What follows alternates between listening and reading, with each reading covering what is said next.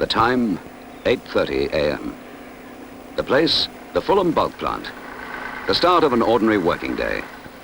The familiar SO tankers are loading up before making their regular daily deliveries of standard SO products from the Fawley refinery to garages, factories and power stations all over the home counties. The Fulham bulk plant is only one of many such SO depots throughout the United Kingdom. This is Joe. Today, Joe will be taking his tanker further afield, up to Northamptonshire. Joe's part of the SO racing service. But the fuel and lubricants that he's loading this morning are exactly the same as those that you can buy at all SO garages everywhere. This is his partner, Lofty. Lofty's doing a routine check, part of the standard loading procedure. Joe and Lofty are well known at Fulham, but they're also two of the best-known figures at every motor racing track the length and breadth of Great Britain. At every major event they're to be seen, and the familiar sign of the SO Racing Service. The SO Racing Service caravan isn't only stocked with lubricants, there's plenty of room for tea as well. And at every racing circuit, it's a great meeting point for racing drivers, where they can be sure that the kettle's always on the boil. Loading complete. Next stop, Silverstone.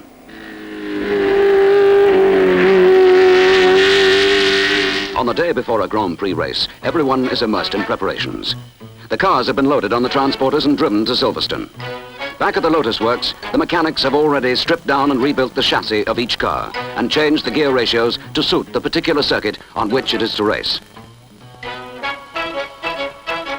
Now comes the kind of testing and preparation that can only be done on the track. They check carburation, engine tuning, oil pressures, gear ratios, setting up of the suspension to exactly suit the conditions at that particular circuit, tire pressures, and 101 things that govern the general handability of the car. Jeff Murdoch's on hand to give assistance and advice on any kind of fueling or lubrication problem. Jeff is the SO competitions manager. He's also a famous ex-racing motorcyclist. In permanent contact with racing organizations everywhere, his duties include a tremendous amount of organization for races overseas as well as in this country.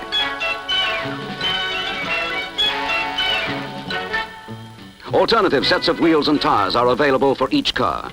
The rear tires vary slightly in size and are carefully selected to suit the circuit, so that the combination of gear ratios and size of tires gives the maximum possible performance. Now come the all-important practice laps. Before a race is held, certain times are put aside for practice. Drivers take their cars round the circuit, and each lap is timed by independent timekeepers. The fastest lap that a driver does during practice determines his position on the starting grid for the race. The fastest driver wins pole position, the best position on the grid.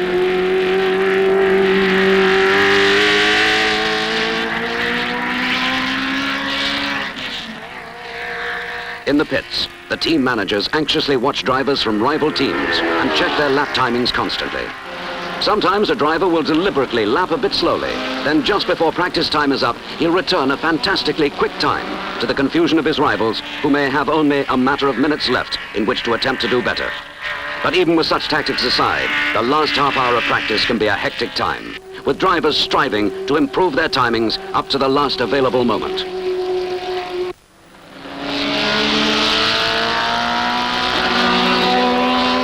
In these conditions, winning a race is a great achievement. But winning a world championship is something much more. Calling above all for consistent performance from driver, car, and engine. Coventry Climax have been making engines since 1903. In 1950, the government issued a new specification for fire pump engines, calling for a unit of twice the capacity and half the weight. This at the time seemed almost impossible. But for Leonard Lee and designer Wally Hassan, it was a challenge that they met. The new engine they produced excited the keen interest of the motor racing world. And in 1954, the first car to be powered by a converted Coventry Climax fire pump engine raced at Le Mans. Development continued, and by 1960, Coventry Climax engines were winners of every Grand Prix for which they were entered. 1961 saw the debut of the new 1.5-litre Grand Prix racing cars. Backed by their ever-growing fund of experience, Coventry Climax again took up the challenge and successfully produced today's 1.5-litre V8 Grand Prix winner. Between races, every Climax engine is stripped, examined, rebuilt, and tested on the brake at the Coventry Climax Works.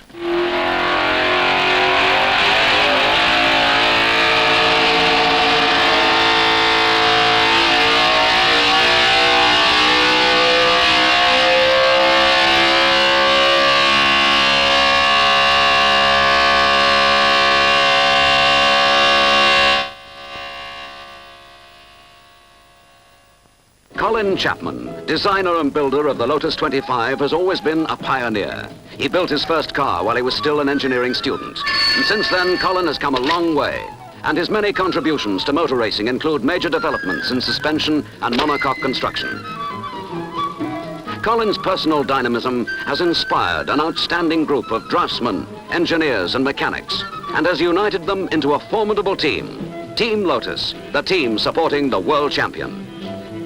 Behind this achievement lie years of work and constant development, with its full share of disappointments and setbacks. But Team Lotus have never wavered in their determination.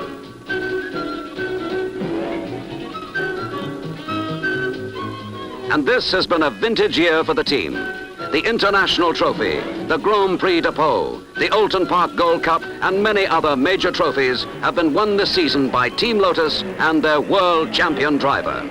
In the World Championship races at Spa, Zandvoort, Reims, Silverstone, Monza, Mexico City, and in the South African Grand Prix at East London, Jim Clark, the Flying Scotsman, scored outright wins and maximum points to become 1963 World Champion, the youngest ever.